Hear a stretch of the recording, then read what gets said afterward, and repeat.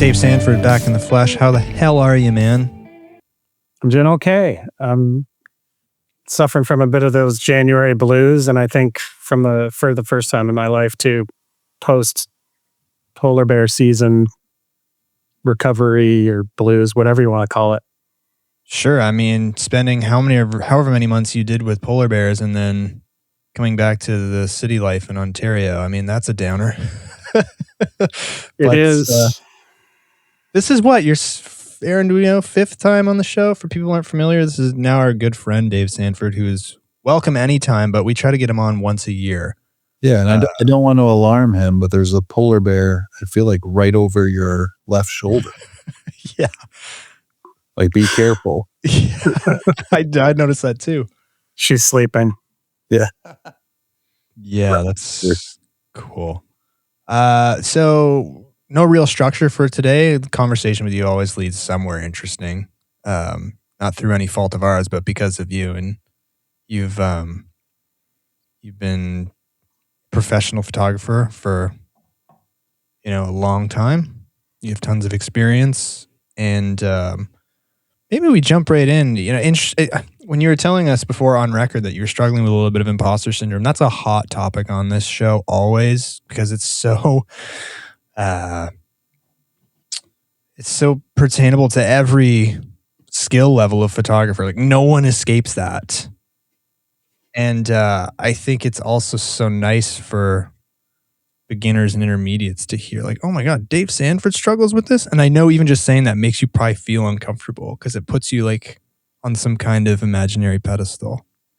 And we're all just trying to get better each and every day. And we go through plateaus and honestly declines at times with our output or even our headspace with our creative pursuits. But I'll hand it off to you and just kind of hear how the year has been to you since you've last been on. Feel free to start wherever you like. I mean, I mentioned that you were in Churchill for a while, which looked like a hell of a fun time. And now you're back and maybe pontificating, thinking about some things, maybe some directions you want to head. Mike's yours. Yeah. Thanks again for having me back on though. Yeah, I 4 or 5 times now, I'm not sure. But it's always a pleasure getting to chat with you guys. And I feel honored that I'm still one of the people that you want to reach out to. Yeah, you've reached friends of the show status. Once you've been on 4 or 5 times, you're considered friend of the show. Well, I'm honored. So there you go. And like I was saying before we started recording to you, congratulations on all the success of your show. It's pretty phenomenal to see how you guys have grown over the years. Thanks.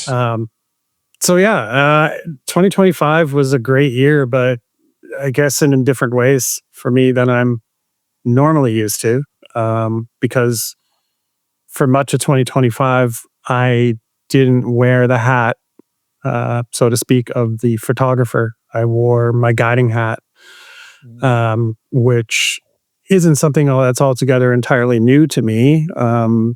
I have guided over the years and worked sort of as a co-guide over the course of the last decade. But for the most part, yeah, I collected a paycheck as a guide and not as a photographer. So it's definitely been, I guess, a couple of years of adjustment.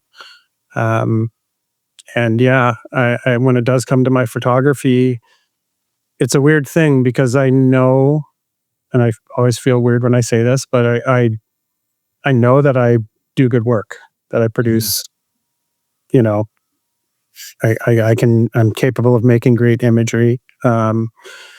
But yeah, I guess when you aren't wearing that hat where your official title is photographer, and you're not that hired gun, it's after 30 years of doing it, like that's literally the first time in my adult life since I was a teenager that I guess I'm doing a job where I'm not, being the role of the photographer. Right. So it's been an adjustment, but it's also been incredible at the same time because I'm in the same place that I want to be. I'm in the field. I'm with wildlife. I just happen to be, I guess, in the driver's seat, literally, Yeah. versus as a passenger, and I'm the one doing the guiding versus having somebody guide me. And it doesn't mean that I don't have the camera in my hands. There are, of course, lots of opportunities to still shoot. Um, it's just that I don't have that same client base that I used to. The landscape of photography, as you know, has been changing, so it's becoming more and more difficult to sell sell yourself, sell your work. And But I'm still trying. I'm still doing it. It's not that I've abandoned it. It's just that different opportunities have presented themselves, and I've jumped on those, and um, just trying to make that adjustment of still being a professional photographer, but doing it. I don't know, just navigating it differently, I guess. Yeah. Yeah, maybe a question for all three of us is, where do we see photography maybe in a 3-point timeline of like 5 years ago, today, and 5 years from now? Is it on the decline? Why? What's going on? Is there an epidemic? Is there a different need right now? Like, what's the trend that the three of us are maybe feeling? Maybe we can put some pins on the map and let people hear, maybe guide them in a sense of like, all right, this is where the writing's on the wall. This is what I should find expertise in. This is where I should maybe pivot. This is where I should maybe get into things or hone my craft. I'm curious what our thoughts are in terms of that. You've been in this game for a long time, Dave, so you've probably seen a lot of ups and downs, I would imagine. And I'm curious just the overall vibe we're thinking. Yeah, it's definitely different from 5 years ago, even, especially from, if I go back to the start of my career where I was shooting film.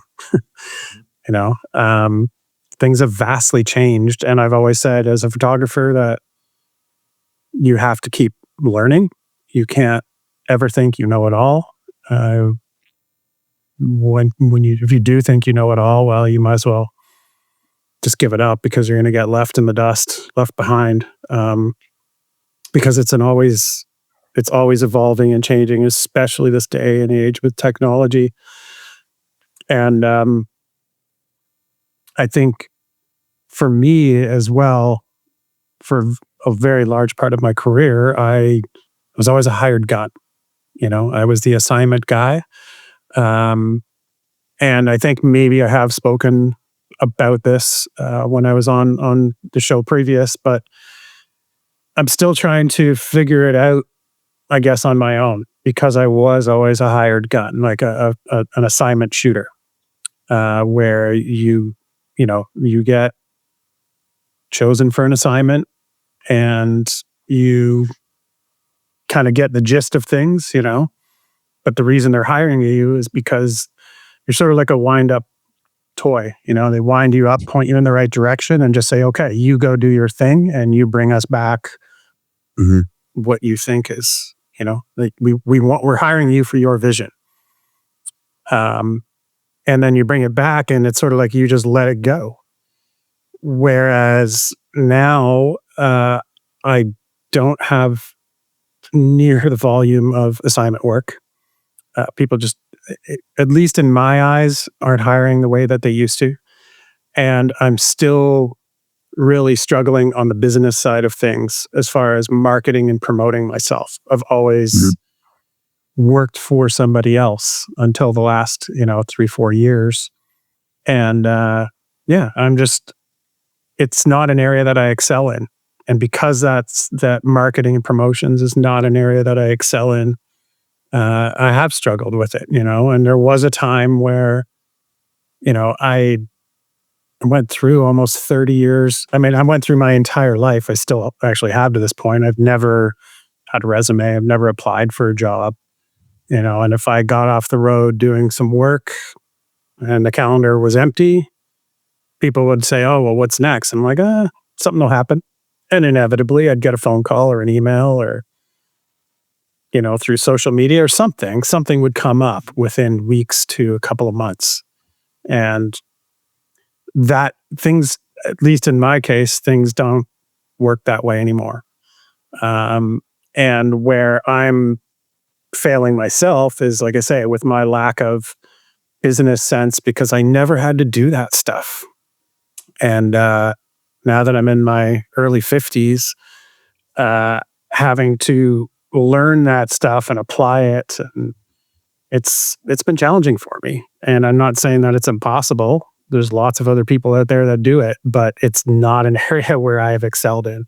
And I've Yeah. tried to hire a few people, over the course of the last couple of years because I would rather pay somebody and say, okay, you do this marketing, you take care of the business side of things, and I'll pay a percentage, but unfortunately I haven't found the right, the right connection there that way. So, and then as far as, I guess, as photography goes, like I really feel now more than ever, and I feel grateful, at least, where I never used to consider myself a storyteller, but I've come to find that I am a storyteller, because I hear it repeatedly, whether it's in my, my talks, interviews, how I conduct myself on social media, as I've been guiding a lot more over the last couple of years, just being out in the field and sharing your experiences with people and getting that feedback from them. So it is one of my strengths, and it's a strength that I know I need to play to more. I just had this conversation with my friend Jade the other day, and she was mentioning to me how that, that really is a strength, and it is something that I need to put out there more. And I don't disagree with her on that statement. I but as I mentioned too, when you're struggling with the imposter syndrome thing, you sort of feel like, oh, am I forcing these stories? Am I, I don't know. But I feel with the way that the profession of being a photographer, especially someone that does what I do, is going, that the story is so much more valuable, so much more important these days, because it's the only thing that's going to separate you from the thousands and thousands of others that are doing the same thing. You have your own fan base, you have a client base, and there's a reason those people gravitate you. And if you can give them more of a reason to gravitate to your work, like if I'm taking a photo of a polar bear, well, why does somebody want my photo of a polar bear? And it's going to be that story and that personal connection, or the human element, especially in this day of AI, that I think is the difference maker. And it might take some time for that, but I think if photography is going to survive in the traditional way that it always has been, I think storytelling and adding that personal connection to the image or the story is going to be extremely valuable moving forward. Yeah, you said a lot, and it brings up a lot of good points. And I think if we could all imagine if the industry changed to all film tomorrow, it would wipe out a lot of us that just know digital photography and editing on a computer, and it would leave just a handful of people that had the skills of film photography. And any big major change in terms of the climate, you've been in this landscape for a long time, a big change in terms of digital and marketing and selling yourself as a story, and not being a hired gun in the sense of, hey, this company has 5 photographers to choose from that can handle a camera with film or has done this. What's the best fit? Versus a company that now has 1,000 amateur photographers emailing them weekly to say like, hey, I'll take pictures for you. And then we have the dragon of social media that wants probably quantity over quality, I would say at this point in terms of a client. Like we need 100 pictures this month, not one good one, you know? And I think it's changed in terms of the environment where it's like we put a lot of pride into our editing, our composition, choosing the couple photos that really blow us away and disregarding the rest. But I think what's changed also is clients' view on like, yeah, that's a great photo, but I need like 100 of those, you know, and not understanding that that one photo is like a once in a lifetime thing. And it was a pride and joy moment. And I edited it so like carefully and put hours into this one photo. And they're like, yeah, that's great, but it's going to be online for 24 hours max. And then we're moving on. Ugh. So just the entire landscape has really shifted faster than it ever has, faster than going from film to digital. It's shifted incredibly in terms of like need and what the need is. You know what's interesting about this is I think the shift that you're mentioning too is, I don't know if this wave is still coming to shore, but that everyone, like small businesses, have shifted their importance to, I need content. You know, this is what you've described, and like, I need content for my Instagram or my TikTok. And I think what that has done also is moths to a flame. The photographers have gone, and now there's this huge saturation of photographers who are trying to pitch that exact service, you know, quick clips for for Instagram or whatever. And I feel like what it's done, and I feel like I can kind of say this through anecdotal firsthand experience. What this has done is it's left this huge void for businesses that are like, we don't really have our business doesn't really come from socials. Like, we still do word of mouth marketing. We're a generational business. Of course, I'm thinking of the summer camp that I've been working for. Like, they don't have tons of socials. But what I'm saying is, if all the photographers that are new in this area or that are attracted to the shiny new thing start thinking that me pitching my services for socials is the way to go, there's this big gap where these small businesses still need traditional legacy styled content. They still need the 3-minute homepage video. They still need the interview about the interview video of the staff, so that when people go to actually book or buy the product, they see those things. So I think there's an opportunity too to realize, and kind of, I'm a big counterculture guy, always have been, where when everybody's driving down this way, like, let's maybe go the other way. Often people are going the right way for a reason, but at the same time, if you can find a little shortcut down the back roads, there's maybe a lot of meat still on the bone or things that have been left uncovered. So hopefully that was coherent. I'm basically what I'm saying is, in this day and age, it seems that everybody, both the businesses and the photographers, seem to think that the importance is on the mobile phone vertical content, just because that's what's been the jazz the last 5-10 years. But the other needs still exist. And if not as many are focusing on those areas, especially if there's photographers that aren't really focusing on that, you have plenty of opportunity to fill those voids. Well said. Yeah, and I think to add to that, I think Dave, you're in a cocoon. You're maybe potentially have the opportunity to turn into the butterfly that I know you always could be.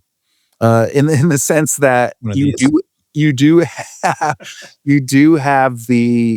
have all of the skills, where if I polled anyone that considered themselves an Instagram photographer, if I polled 1,000 of them, how many of them have film experience? How many of them have the understanding of a camera or the exposure triangle, or really the foundation of composition, or even simple rules of thirds, golden hour, like all those things, versus like, I have a mini computer in my hand that does a pretty good job when I point and shoot.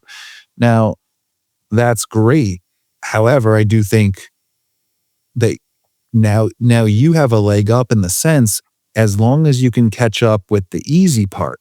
And the easy part might be, okay, I have to look at the game in a different way. Whereas people were reaching out to me and it was easy. I could go a month with no work and know that people were going to call out.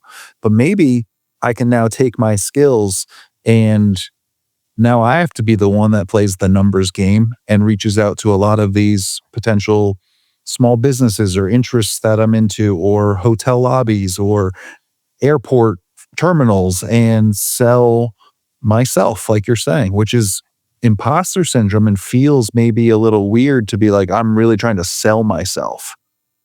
I don't even know if it's imposter syndrome. It's just the other side of the coin that maybe Dave's never had to experience, and that creates a dissonance. Like, what is this? Yeah, but I do see there's like and I've talked about this before, and with myself, I'm going to put myself down, and it's at the same time a little bit of a humble brag, in the sense that, like, I'm on a podcast talking about photography, and I love my images, and I've been paid to use a camera, and I picked up a camera 5-6 years ago. I am by no means a professional photographer in one breath of the sentence, but on the same time, I can say I'm a professional photographer. So there's a lot of us that can find quick success in certain avenues if you can navigate the system, but without a depth of knowledge. You have beyond a depth of knowledge in terms of the equipment and the experience, like 30 years and tons of different genres. So I could see how like this flipping landscape is a little like, well, how am I not keeping up in a sense? Or like, how do I have to switch the game completely to stay in it? And is that the game that I know? And is that the game that I've loved this whole time? You can tell I'm excited about this topic because I feel like it's fascinating. Like it's all right there. It's just a matter of like unteasing the new details, like Seth was saying, with like these clients, and understanding like, oh, what are the needs? What's the competition now? It's a bunch of kids with phones, and what can I offer that they can't? And what do I know that they can't? But what are they doing that I'm not doing? And what they're doing is, I feel like the blasting of, hey, you want me to take some photos of your restaurant? $500, and they get in there, right? You know, so I think it's a very interesting topic for sure. Well, that's the thing. There are other avenues I could probably go down with photography, where I could earn some bucks, but I'm being stubborn about it as well, because I've made a career out of doing something that I love, and shooting only things that I love. It's been 30 years really since I've photographed stuff for a buck, just because I know I can do it. But I didn't care about what I was shooting. It was just a job, you know? Mm-hmm. And then things got good enough that I could turn down jobs to say like, nope, sorry, that's not my cup of tea. You'll be better off with somebody else, rather than just trying to earn the buck. And right now, that's one of the struggles. Like, and I guess maybe why I'm also doing a lot more guiding versus taking a photo job that I don't want to do. At least by guiding, I'm in the field. I'm around like-minded folk. I'm around the animals, nature, being, surrounded by nature, and that's the most important thing to me. Being somewhere and around stuff that I love. When it comes to, I guess, reshaping my career and how I go about things, there's also stubbornness, because I don't want to sound like I'm now like the old guy where it's like, oh, this is the way I've done things and I'm not going to change. Because I started off by saying you always have to learn, you always have to evolve. But at the same time, too, there's a lot of stuff that I see out there where people are utilizing social media in a way, and like you've both stated, where it's just blasting, just blasting it, just pumping out all kinds of content.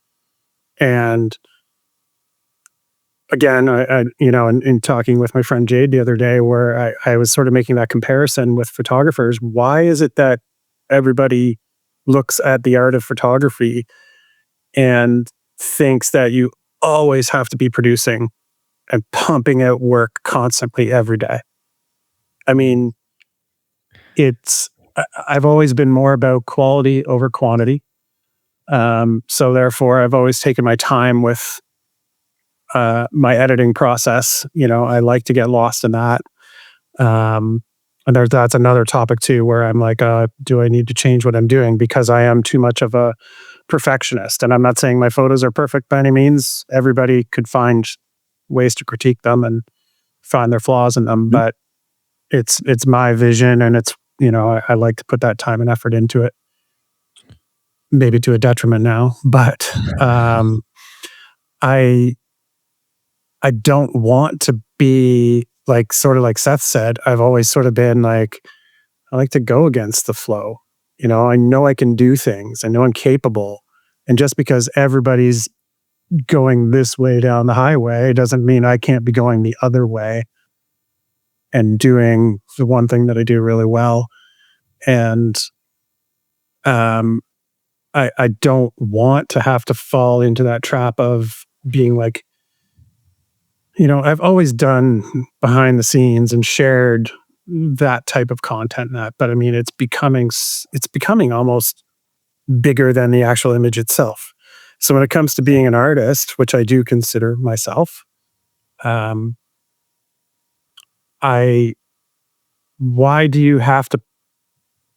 is this pressure there to put out hundreds of images of the same subject? Or why do you have to have a new image every day, when if I was going in the recording studio as a musical artist, I mean, the greatest musicians, the greatest bands of all time, what do they have at the end? If they do last, say, 3 decades like I have, what do they have to like? They've got 10 albums, a dozen albums with, say, 10 to 12 songs on each album.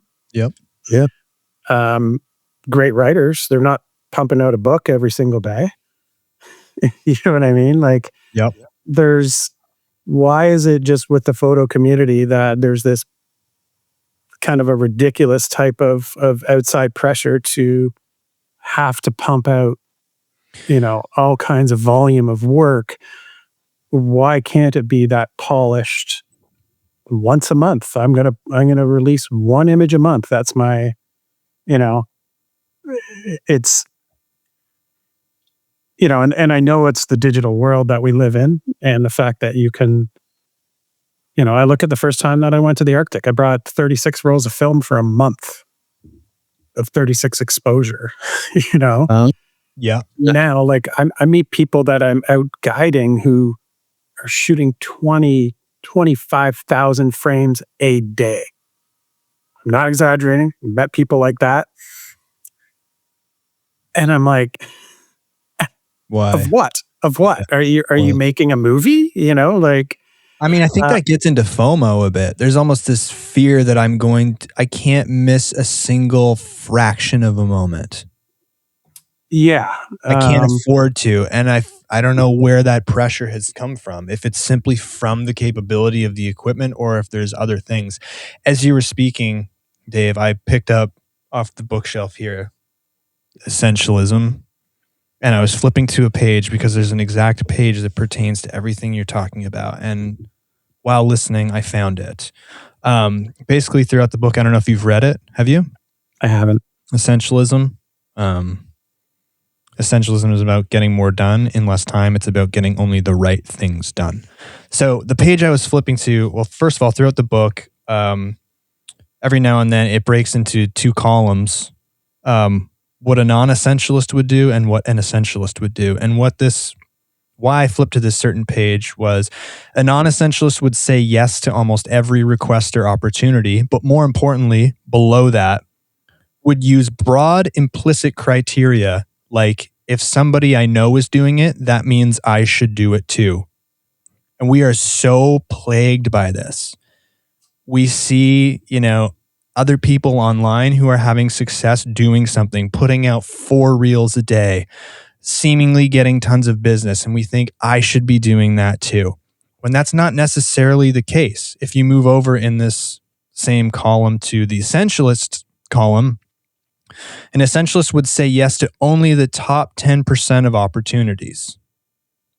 And they would use narrow, explicit criteria like, this is exactly what I am looking for.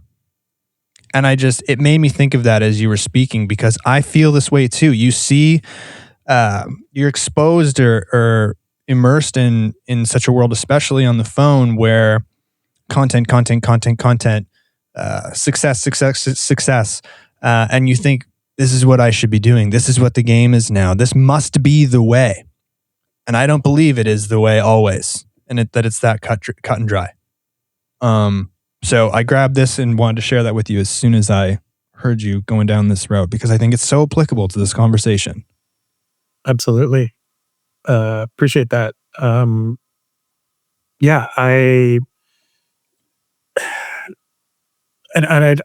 There's a small part of me that feels that pressure of like, oh, I've got to do more. I'm not saying that I want to do what everybody else is doing. Sure, I've that's great. never been that way.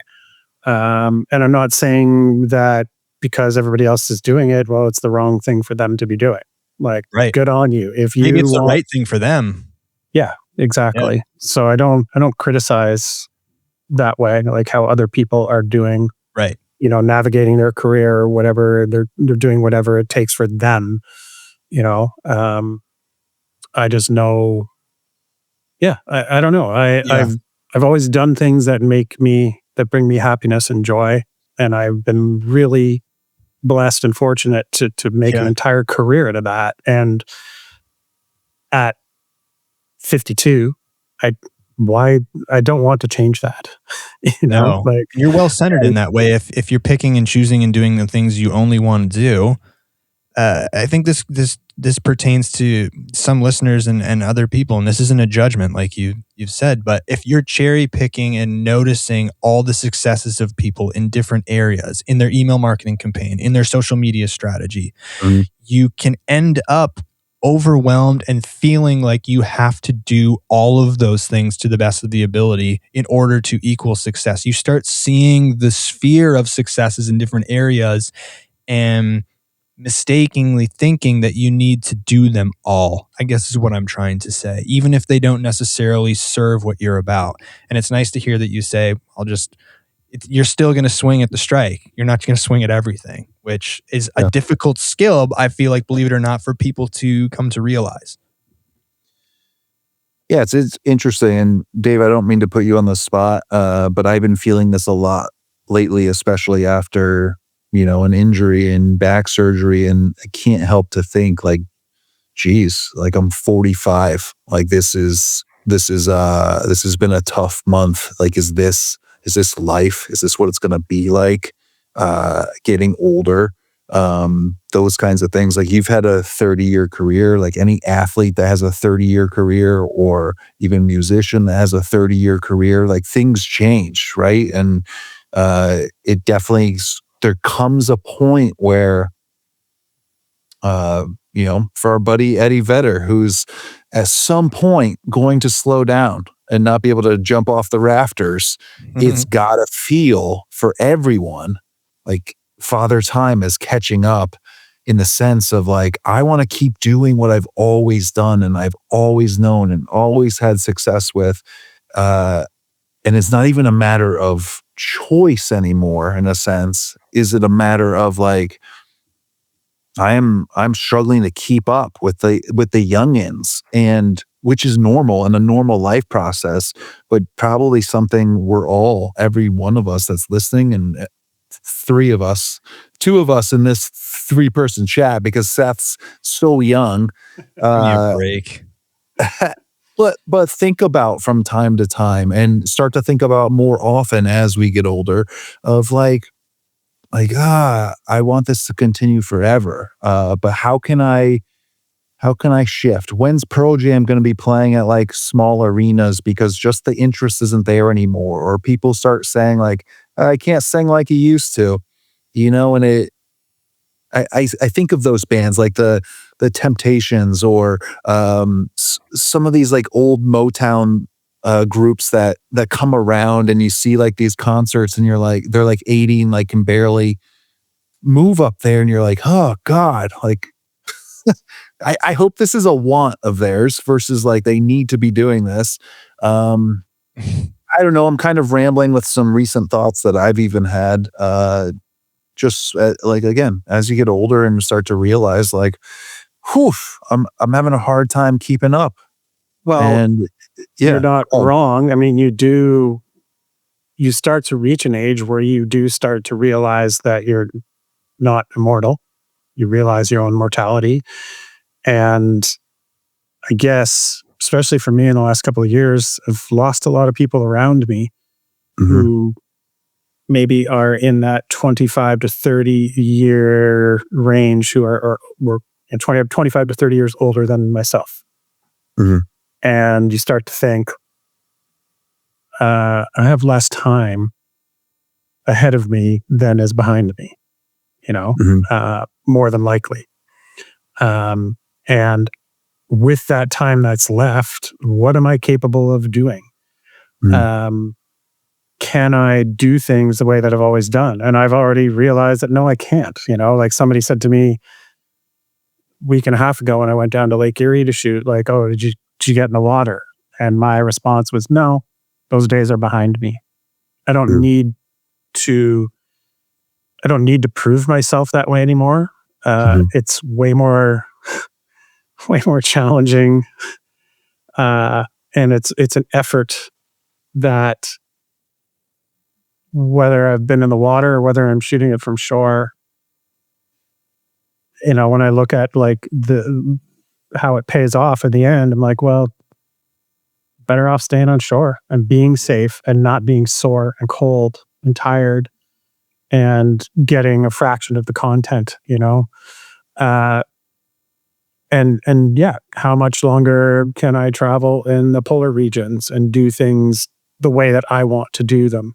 I guide a lot of people that I watch them struggle to get in and out of the vehicle, that they have to have a tripod to set up their big lens in order to get the shot. And there's a lot of people that miss that shot because by the time they've gotten out, got set up, the moment's gone, And I'm like, I know those days are coming for me. But also, what do I do if I do make it another 25 or 30 years? Because being an independent freelance photographer without a lot of the business sense, I don't have a retirement plan. My retirement plan is just to keep going until the day that I die.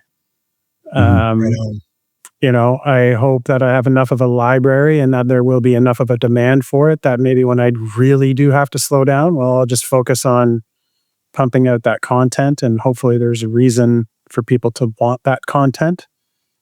But then you see things like the light speed that AI is moving forward with, and it's scary to think like, well, maybe everything I've done is going to end up being completely obsolete, and I don't know what I will do if I'm around 25 or 30 years from now,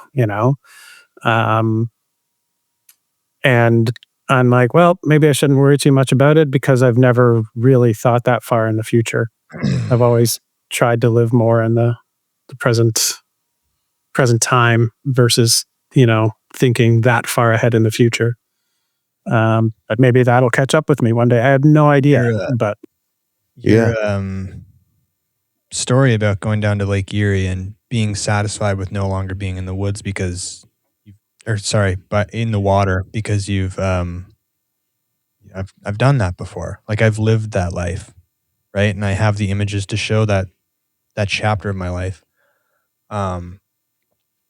Made me think of, are you familiar with the book Walden by Henry David Thoreau, either of you? No. Well, in part of his life, Henry David Thoreau, he built a cabin in Concord, Massachusetts, on at a place called Walden Pond, and he basically lived in the wilderness for 2 years by himself with minimal visitors. But there's a quote in that book that you reminded me of with that story, and he says, "I left the woods for as good a reason as I went there. Perhaps it seemed to me that I had several more lives to live and could not spare more time for that one." And that just reminded me of there's so many more different lives we have time to live from the moment we're born to the moment we're gone. And so why get so entrapped into one path of life always? Mm-hmm.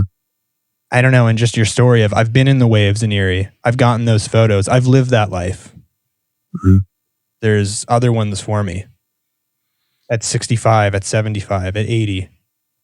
I don't know what my point is. It made me think of that. Yeah. And I think we all you're have not these... wrong. And you guys were touching on it the other day. Both of you, I think in the last few, or when I say the other day, the other day for me, listening to previous podcasts about maintaining your physical health, right? Right. Body in motion stays in motion. And so it's, you do think about those things. Like, if I'm going to be around at 85 and I still want to be doing this to some degree, well, maybe it means that, yes, you don't do it to the same degree right now that I did 10 years ago or 15 or 20 years ago. You don't take the risks that you once did. And that's the other thing too, I guess. It's a bit of a different path, but yeah, you take, there's lots of risks I've taken in the past where you're like, literally put myself in positions where you could die or be severely injured for your art, to do what you're doing. Like you make a mistake and you're dead. And it doesn't matter. People don't see that in the photos. And that goes back to part of the storytelling, but it's like, people don't see that. They don't care as much about that. So why bother to put yourself through that, because there's just so much content out there right now. Like I say, it's like, I don't know. There's that backstory is important. And I know I sound like I'm contradicting myself the way I started this, but the bottom line is like, if it's a great photograph, you don't necessarily care that if you didn't do things properly, things could go totally sideways. So why put yourself in a position where if things did go sideways that you end up with a severe injury or worse, Yeah. And for, like you're saying, I think the saturation of everything, and for a 1 of 1,000 photos that day of a grizzly bear, for example, right? Like maybe back in the day, and not even that long ago, like I'm talking like when I started with you guys, and it might have been my exposure to who I knew and who I was communicating with and talking with, but I slowly or medium speed started to feel like I was part of a small group of people that like to go out in the woods and take photos of animals. And now today, 2025, it feels like everyone in the world puts out amazing images. And it's taken away, I have to say, it's taken away a little bit of the excitement out of it. Like I literally these days get more excited of being the one photographer that's working with a musical microphone company, knowing that like I'm the one guy that's getting these photos and making these creative pieces of art. To me, it's a microphone. It's not a grizzly bear. It's not inherently as exciting as I think I would like, but the part that is nice is knowing that like this is my 1 of 1 and no one else is getting this. So I do feel you there in that sense. And there's something else that you said and it'll come back to me. So I'll take a pause, but just that part of like getting the image and getting out there and the risk of it. And it's one thing if it's like, I'm the only one that's going to get this right now. And I think that does definitely change as you go through it and have already gotten things to be like, okay, there's going to be 300 posts of this tomorrow. I don't need to get this right now. Yeah, it removes the individuality. We want to feel like we're expressing ourselves uniquely. And when we're exposed to 300 grizzly bear photos of the same thing, it removes that sensation. Yeah. Whereas when you're describing, I'm working for a microphone company, I'm N of one, Mhm. which now you're able to produce work that is entirely, most likely original. And you're able to fill that bucket of artistic expression, which is probably why most of us all started this. Yeah. And one But of it's my a big specific boys camp that you're working with, like it's a very specific camp and you're making the narrative. Like it's I'm you. making the narrative. That's right. And to your point, I can fill that artistic bucket working at that summer camp on, and creating the narrative like you said. I can fill that artistic bucket without worrying about how many comments the video gets, how many likes it gets. Like I can fill that bucket without needing to see the 300 other camp videos on socials that would make me feel like what I'm doing is less significant, even though it wouldn't be, but it would give the illusion of that.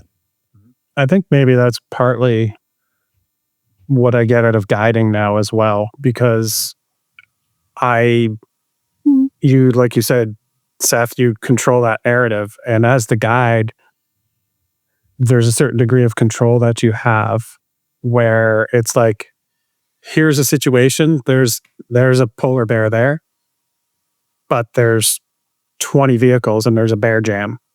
And if you have 5 people per vehicle, you have a couple hundred people and it feels gross, Sure. and it's like, all right, all these people are getting the same thing from a slightly different angle. There's more bears out there. Let's move on. Let's not be a part of the pressure being put on this animal. Let's go find our own animal and That's so awesome. You get create to our curate the own experience. unique experience. Yeah. More Yeah. intimate. And, I learned a lot of that from being a client of Discover Churchill before I started working with him, because that's how they, Drew and Alex that run it in large part like to do things. And that was one of the things that always drew me to using them as my guides. And the guides my co-guides that I work with feel the same way, and it's, so I do appreciate what you're saying there, because I feel like, yeah, and we talk out loud and we with our clients and our guests and everything, and that is one of the things. Like I'm not necessarily controlling the narrative. It's nature.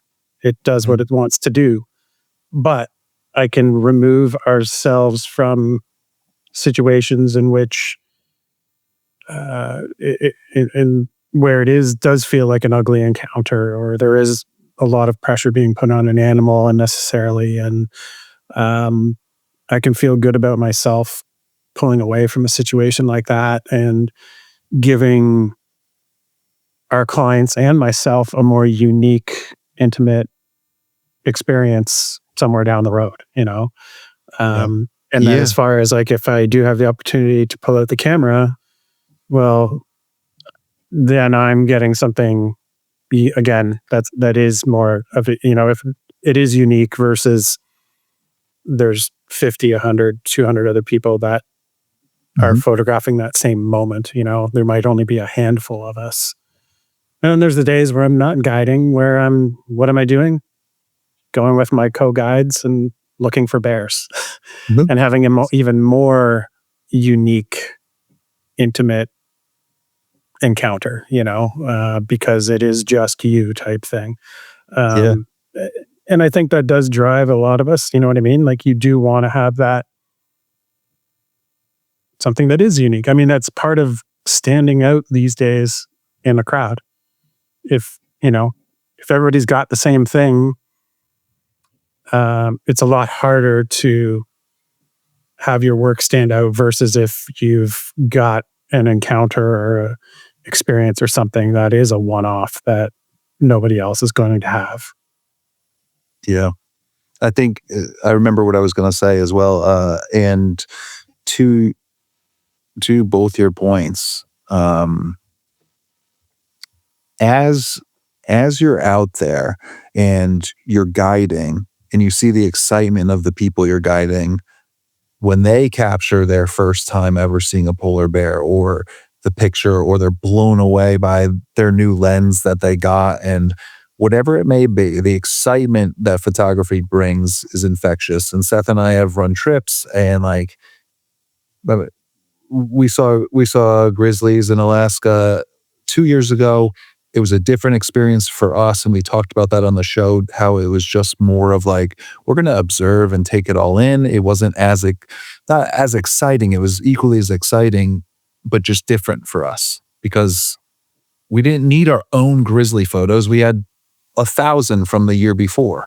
So even though we took them, it was nice to just be around everyone and see how exciting those moments were. And I always think about like, I call it like Aaron adjacent. And I mentioned it in the episode that's coming out the week prior than this. Last week's episode. Yeah. That always confuses me. Yes. Last week's episode, now the future in the past. Yes. Your body just tears in two. Yeah. In different time planes, Earth, wormhole. But just in terms of sports for me, feeling like, or just passions in general, like starting with music at an early age, fine, that's a foundation. Getting into sports as I was younger, and eventually getting through high school and college, and then playing what I considered at the time old man softball.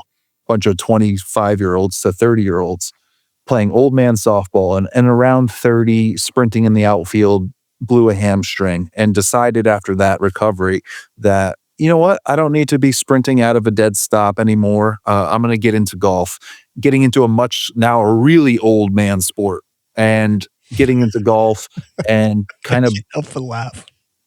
busting up my back in golf. And now then getting into photography and carrying things around and getting into calligraphy. Yeah, running. And it gave me full circle back to like all these adjacent things. And now I'm like really back into music again. Because it's like, I don't think I'm going to get hurt doing this, but we have like these passions in us, and whatever the photography is for you, maybe it's being out, the solace of being out. Maybe the guiding itches a good portion of the wildlife photography, but like continuing life with like these Dave adjacent sort of parallels that kind of bounce all over, but fill the cup. And through decade, they're never going to be the same. I'm never going to dunk a basketball again. It's just not going to happen. Well, now you're not with that attitude. Right. I haven't dunked since I was 14. I believe I could if I wanted to. I'm just picturing, I'm sorry, you were saying something really profound, and I was just, I couldn't help but die laughing because I'm picturing you going from like running to softball to golf to Japanese calligraphy to stamp collecting. It just gets more and more risk averse. Yeah. To the point where like I'm a Jello tester. Right on this couch right here. Yeah. But I mean, you know, even though you're talking about music and not getting injured, you could be throwing a bass up in the air and having it land on your head. You could be jumping out of the rafters, you know, sprains his wrists, body surfing. Yeah, there's so many ways you can still get injured there. Yeah. He doesn't leave his house anymore. Just in a bubble. I just podcast. Yeah, you're the bubble boy from Seinfeld. Yeah. But no, I mean, I think you're not wrong in that. Like, there is a sense of fulfillment that I get with guiding in seeing others see their first polar bear or see a unique experience out in the field, to feel that genuine sense of joy and that somebody else is experiencing, like that's what I've said all along with the guiding aspect of things, is that it's wonderful to get to be in a position where I am able to share my love and passion for the outdoors with other people, and then to see the way that they react, like I say, especially if it is their first ever polar bear in the wild. There's something to me that's, I guess, somewhat, it's very satisfying to see that. And it's, I don't know, it's not necessarily selfless and being paid for it, but it's, I'm not out there. Yeah, I don't know. It's just, for me, is so much of it is just being out there. And as I'm discovering over time, it's not always about, and I've always said that too, like observation, when you're a wildlife photographer, observation is half of it, and being a guide where you're responsible for the well-being of that animal and the well-being of the people that you're taking out. There are all kinds of situations in which you're not picking up the camera. And you're forced to observe, and there's a little bit of me in the beginning for sure that, and there always is going to be certain situations that unfold where you struggle with that. There's the photographer in you that's like, oh my God, I can't believe I'm not getting to photograph this opportunity.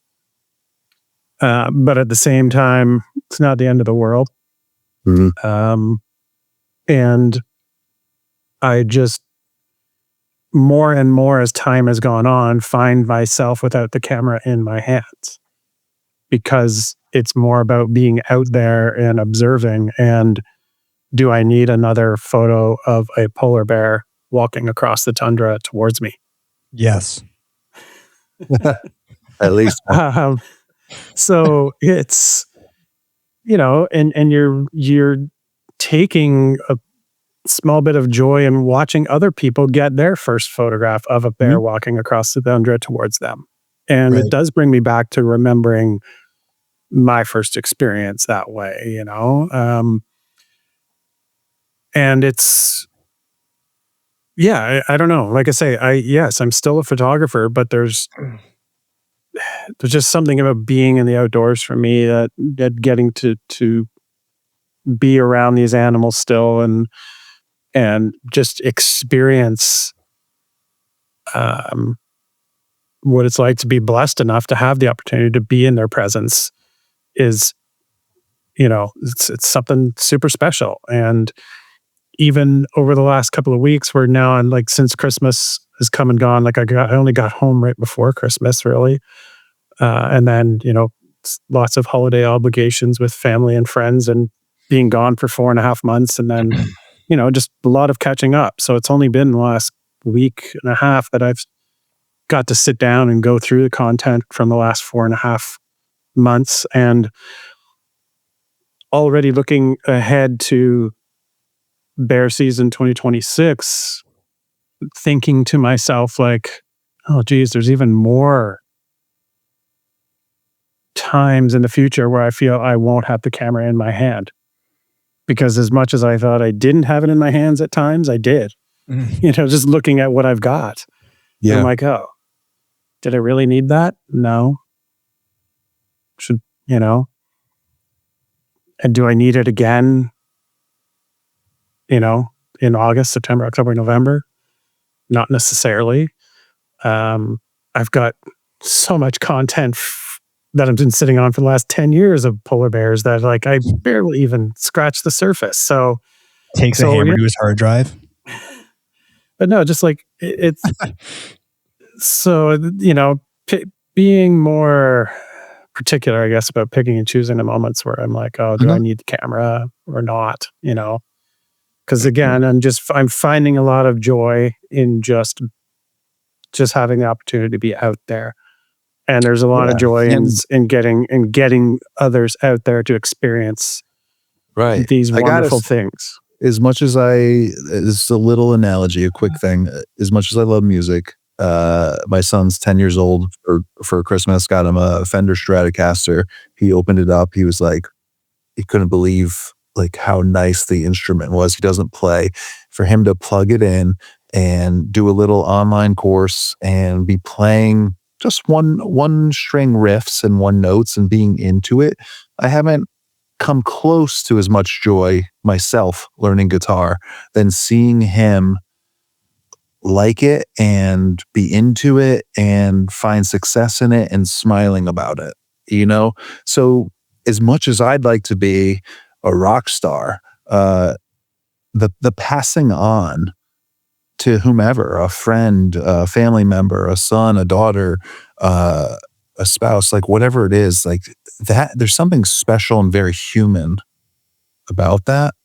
And I don't know, in the sort of later chapter of life, like that, I guess becomes maybe the thing where it's like, the quarterback that's now behind the desk and announcing the game and giving his insights and can't be out there running and throwing anymore, but I still have a lot to offer to the game, you know? You're so right about that, Aaron. It's, yeah, I mean, what's the point at all if you can't share these, this insight and knowledge and the joy and passion rubbing off on others? Like, and I look at a few people around me, and I guess I'll mention her name because this community on here knows Brooke Bartleson quite well, Brooke Little Bear. Yeah.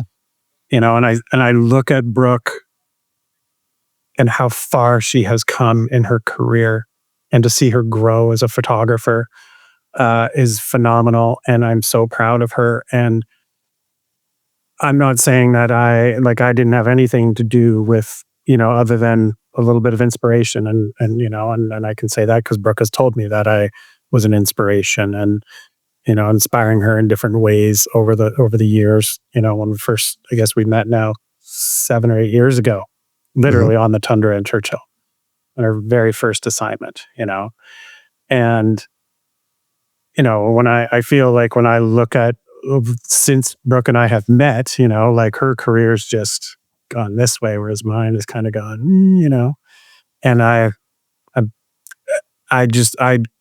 do take a lot of joy in seeing her success, and there's a handful of others that I know have just started in the last decade that looked to me for information and some guidance, or looked at my work as inspiring or what I was doing as inspiring. And like I say, I'm not necessarily taking those people by the hand and guiding them and teaching them, but to know that you did play a very small role in, putting them in the lane that they're in and putting their foot on the gas and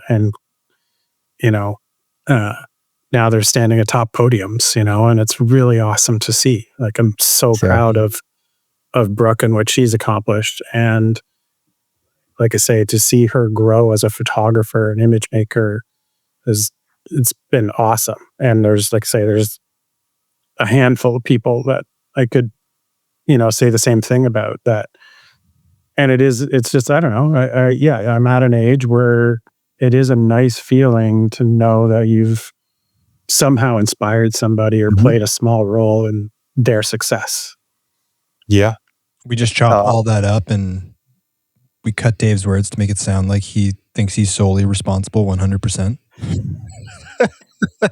No, that's very well said, man. I feel you.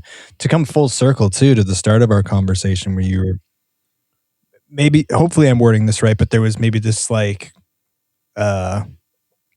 bit of a rift between the feelings of being in a new role as a guide versus I've usually been here as a photographer, right?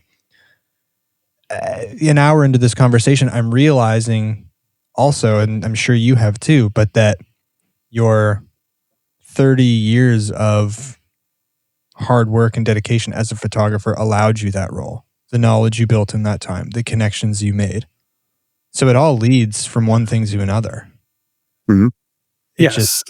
It's like I don't know. It is a I don't look at it like it's a step backwards or anything. I mean, to me, it's a I wasn't lateral sure really movement. how you looked at it, because I guess like the way the conversation you've just described in the last 20 minutes, how much fulfillment and joy you get from it. And it's a great thing. But the start of our conversation maybe made me feel like there's a bit of a,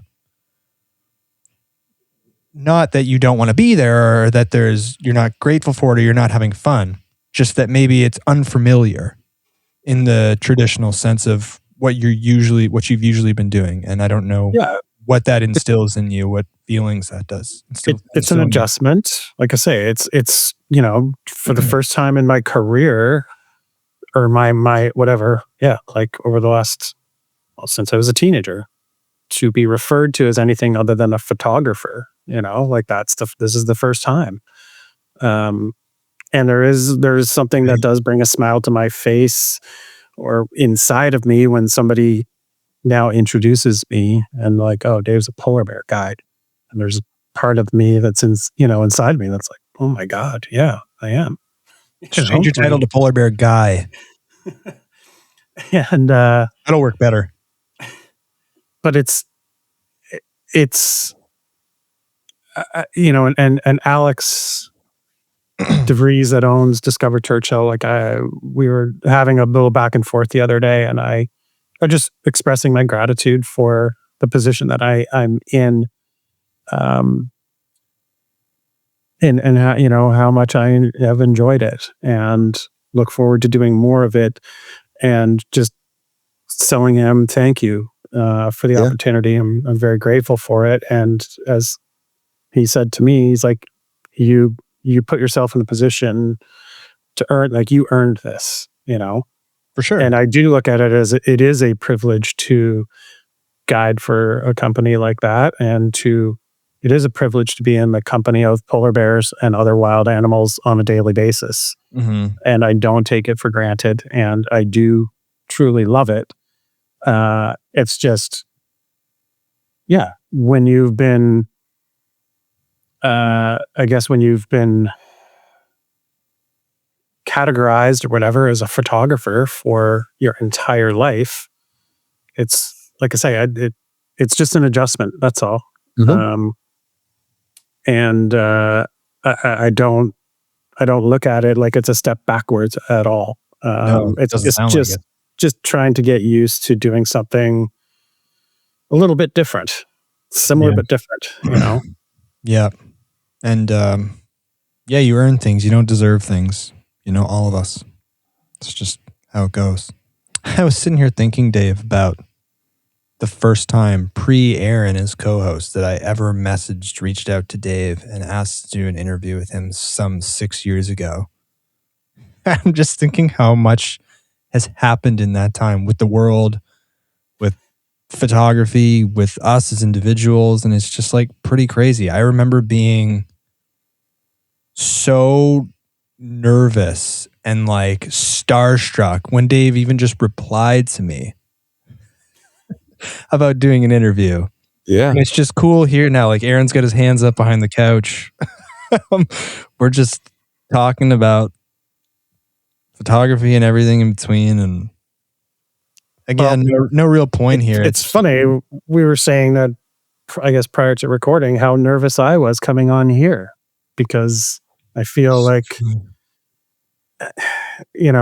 I guess maybe there's a photographer in me that feels like, maybe I've stalled out a little bit here, but I'm not, I'm still, my tires might be spinning, but I'm still pushing forward. I'm not giving up on that.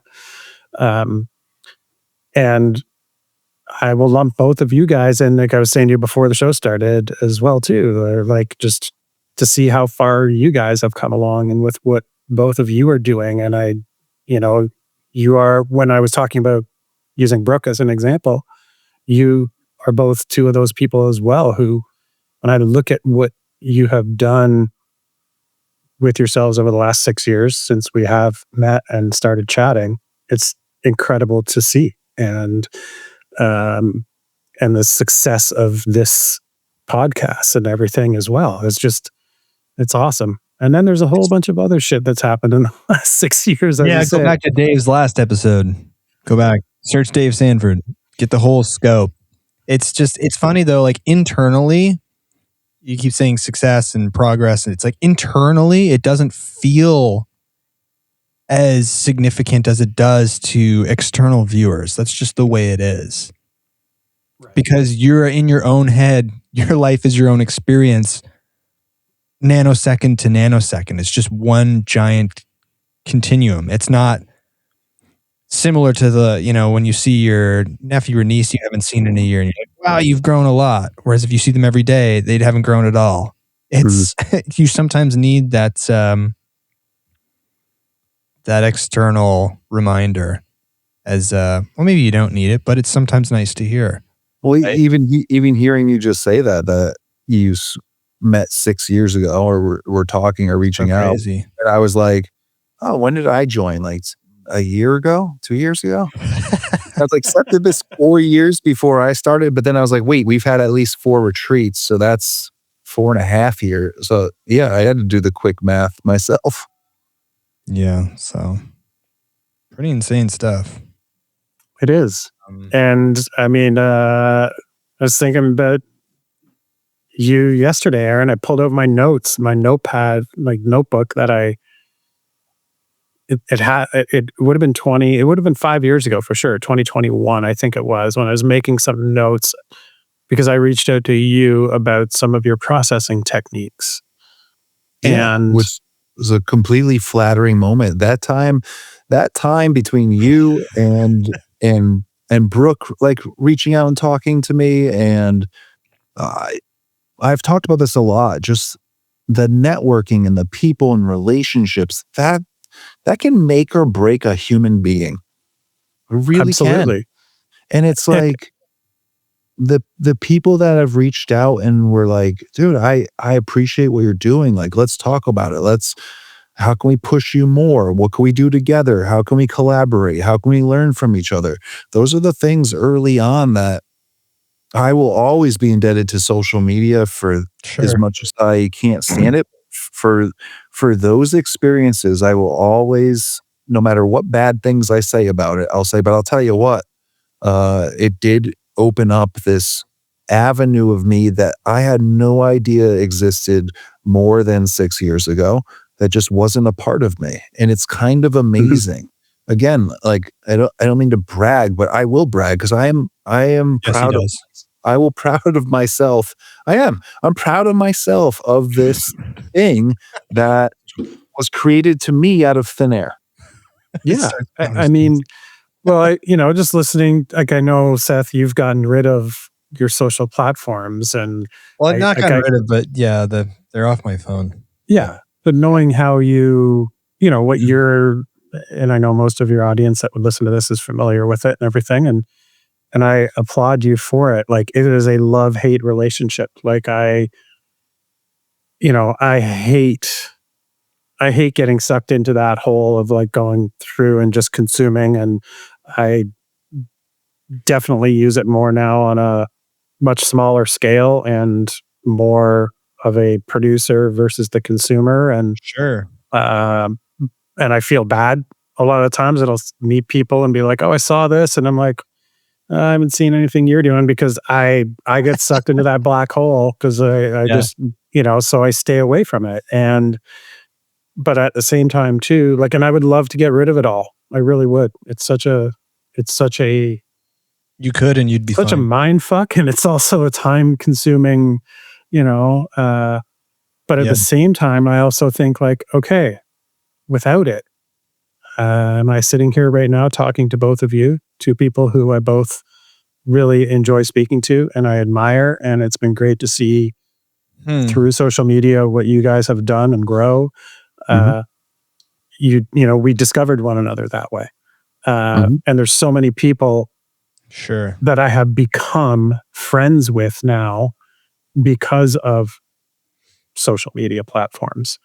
And because I guess I've traveled the world as much as I have, that's the link that kind of keeps things open and flowing, even though you have phone numbers or emails and you can make phone calls and send text messages. it's easier to remain in touch because of social media. So I haven't reached a point like you have where you can be like, nope, I'm taking it off my phone. No. Well, for me, but it's anyway, it's the agency thing. I'm trying to eliminate all things that remove my sensation of agency and free will. So, like, I admire it. I go on Instagram with the intention of seeing what Dave's up to, what he's been posted. The billions and billions and billions of dollars that have been invested in keeping me there after the fact or sending me elsewhere remove my sense of agency. And that's, I don't like that. So I know that I probably could, but I don't want to put in the tremendous amount of effort that will be required to fight those billions of dollars of investments for my attention. So I've tried to just remove it. That's my MO. At the grocery store, I am so good at just like not putting it in my cart, the junk food. So when I'm at the house, it's not there. If the app is not on my phone, I can't go there. It's like once I'm in there, I'm fucked. Yeah. You know what I mean? And I know myself well enough to understand like that is the mechanism I need in order to maintain agency and a feeling of control over my own life. Happy for, and I agree with you guys. Are we having this conversation without it? Maybe not. I think I reached out to you through DM. I also want to recognize too that while it was only 6 years ago, the landscape of Instagram was entirely different from what it is today. Like if you went to bed then and woke up today and opened Instagram, you'd be like, what the fuck is going on? The competition and the lack of attention span, I'm sure, has decreased an insane amount with endless scrolling, non-chronological feed, and short form video. There's no attention span anymore. I think even just 6 years ago, we still had some of that on reserve. The gas tank was close to the empty meter, but there was still some there. Now it's impossible to. I don't think the algorithms had worked their way to the point yet where they knew you better than you knew yourself and what you would want to see. It was still you could still navigate the fjord and the ice fields without getting hit by a rock or an iceberg. Now I think you're driving the ship blind.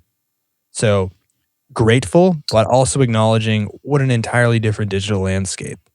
No, insanely different. And I think, I do go on now, I'd say with intent. Nice. Listening to your year in review, Seth, I was like, oh, cool. I feel like I'm winning in some small ways because I do a lot of what you were mentioning. Like, I don't get email prompts, things like that. Like I keep my phone in do not disturb a lot because it's like, if I'm going to open my email, I'm opening my email. I'm not waiting for a ding to be like, oh, okay.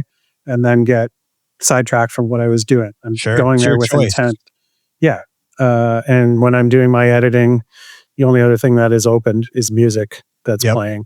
If it's on my computer, otherwise it's on my turntable to force me to get up every 20 minutes or so. I've actually been playing vinyls too. I've been playing vinyls so that I'm not in Spotify, and I've been playing full records. You have to. Skipping from songs, just playing from start to finish, A side, B side. Let's listen to the whole thing. Let's complete what we started. Yes. Yeah. And that is mostly, that's how I grew up listening to music, and it's mostly what I do now. And I find when I'm editing, it forces me to get up every 20, 25 minutes. I got one on cue. I like to put on what I'm going to play next on top of it so that I'm ready to go.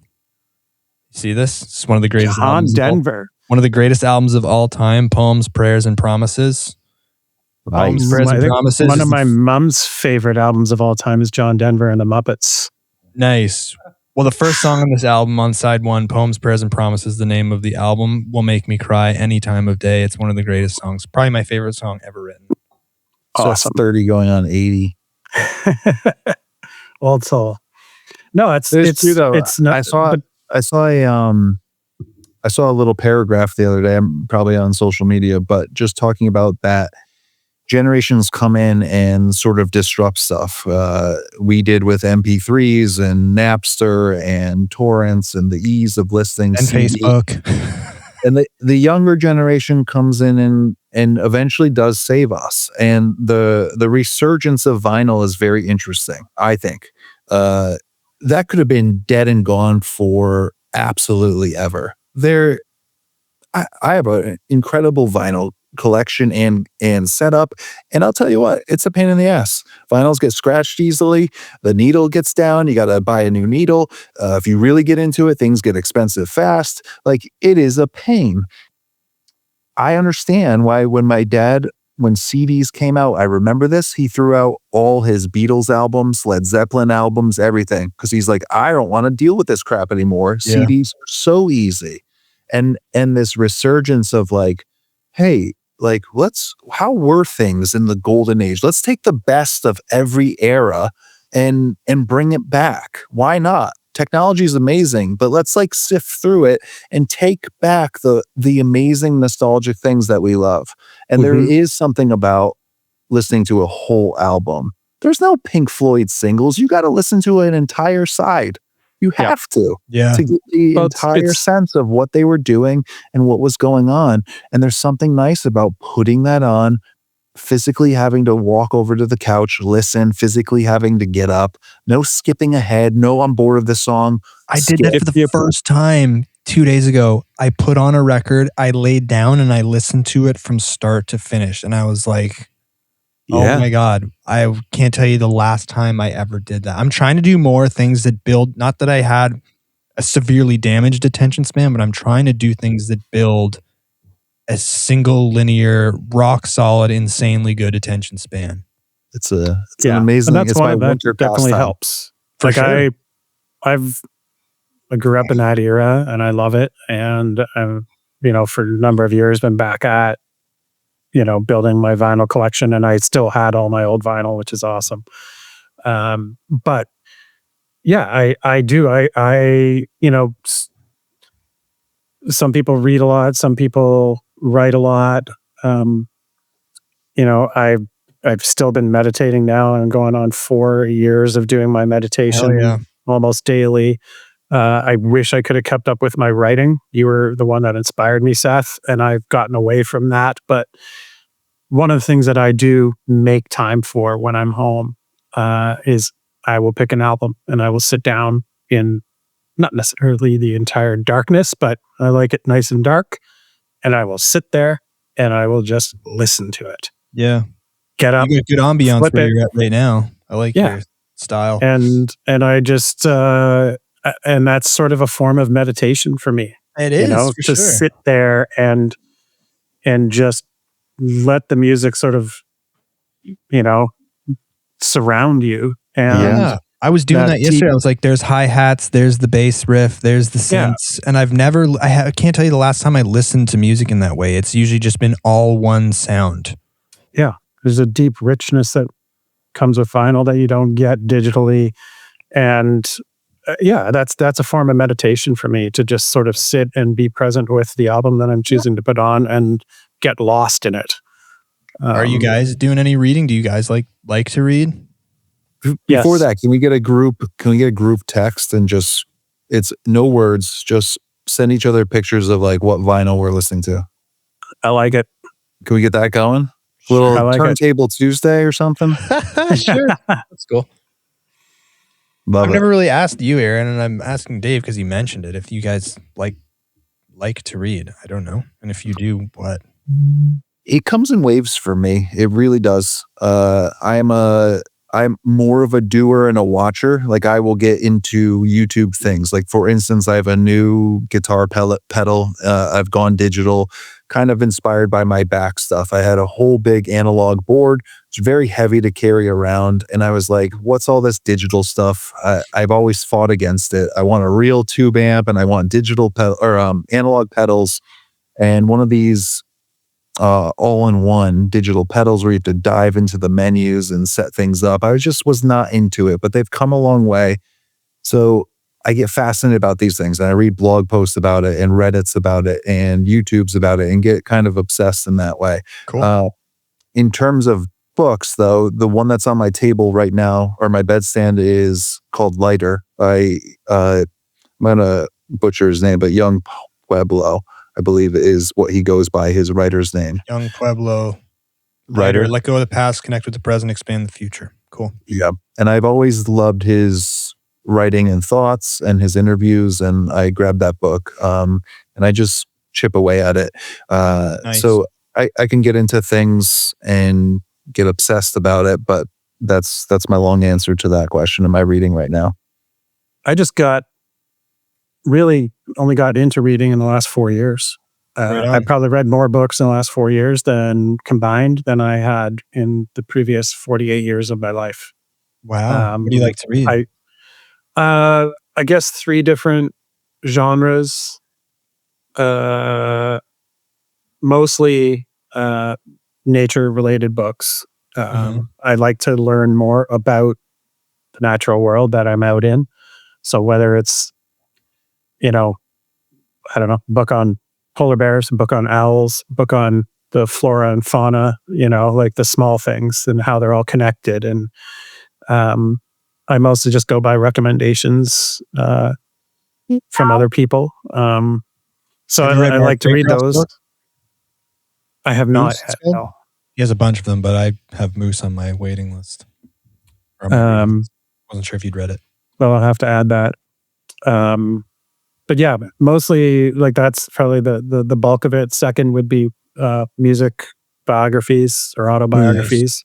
Nice. I really have always enjoyed, next to nature and wildlife, music. Even though I can't play a note to save my life, music is one of the most important things in my world. It gets me by every day. So I've just always been interested in that, learning more about, I guess, what's behind the music. And then a lot of mental health, like mental well-being books as well in the last few years. So, and I will again attribute you to getting me on that reading path, because listening to your podcasts here and talking about, what reading's done for you. And I just know that a few years ago when I hit rock bottom with my mental health, that getting back to doing some of the basic things in life, like going for a walk and reading books and sitting and listening to music and meditating and doing some writing, were ways that I, dug myself out of that hole. Yeah. And there are ways in which that I come and go with my reading as far as it goes in waves, like Aaron said. Like I might read for months on end, and then I'll go a couple months where I don't pick up a book, but then all of a sudden I find myself back into reading again. And part of it depends on how tired I am, I guess, because it's always been an end of day activity for me for the most part. Yeah. It's nice to be able to find joy as well in simple, less stimulating things. I mean, back to our conversation about getting blasted with endless reels and videos and stim. Like, how could simple things like a book ever be pleasurable if that's your baseline? So, I think reading's important, and being able to enjoy something so simple, just the neural connections it makes. You get to live so many different experiences through characters and other people's experiences. Like, I don't know. I'm just a big advocate for it. Absolutely. I reached for this because this is on my nightstand. I've took on a mammoth. War and Peace by Leo Tolstoy. Wow. I don't usually read fiction, but I guess like many consider it the greatest book of all time. So I'm like, I guess I'll check it out. But it's 1,300 pages, and the pages are so thin that when you think you're turning one, you've turned like 5. Yeah. But it was originally written in Russian, and it's been translated into English. So I'm about 100 pages in, and it's good. You have to read the original Russian. Yeah, I'm sure it's way different.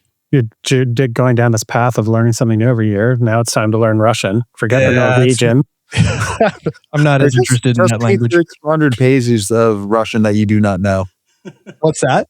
just read 1,300 pages of Russian and have no idea what's happening. To be fair, if you read War and Peace in English and then and you got a good, or anything, and you got a good grasp on it, and then you went and read it in Russian, you would probably by the end understand a fair amount of connecting words and common nouns. You would.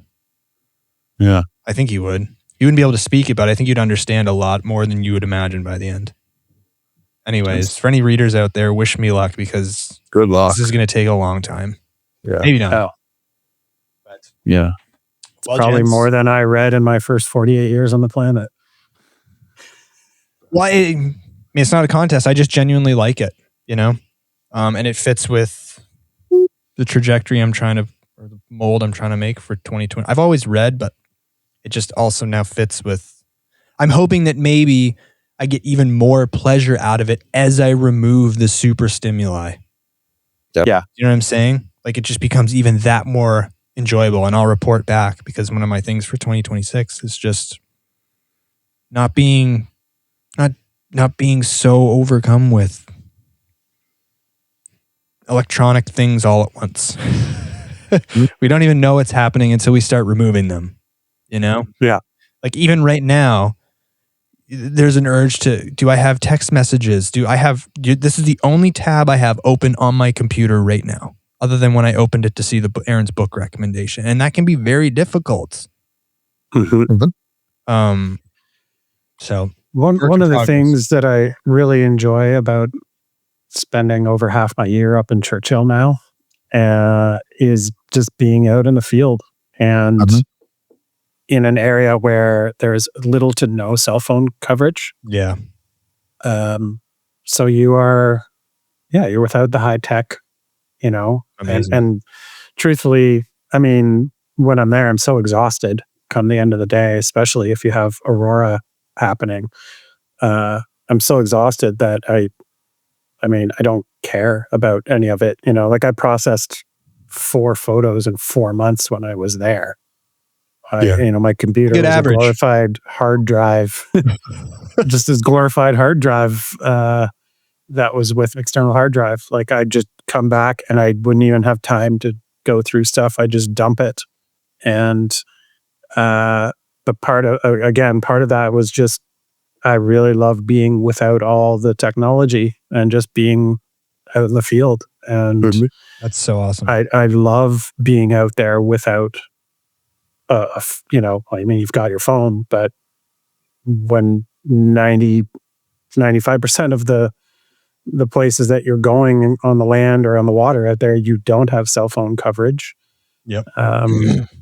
And it forces the other people that you're with as well to be present. And you're not a slave to the technology because there's no, bells, whistles, and dings going off. People aren't burying their head in their phones, and instead they're keeping their eyes open for wildlife, and you're actually having conversations. Yeah. And when you have more of those, you start to notice how many people in, like, civilization, we'll call it, not Churchill, when you're just at, like, an everyday function, how many necks are just cranked down when they could just be up. It's mind blowing. I'm not trying to impose judgment, but it's just something I notice. Like, I'm afraid for our future of humanity. I mean, we're gonna I don't know. This could be a whole other episode. I think the pendulum swings the other way, Dave. Eventually, I really do. Even the conversation is the other way. We're only 3/4 of the way as far as it can go. I think that might be the scary part. Well, you just don't want it to go so far that it gets caught and can't come back. Yeah.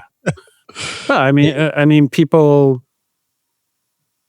don't know how to carry a conversation a lot of the time, and I hate to be like, I sound like the old guy, but you meet a lot of younger people that don't know how to talk to you.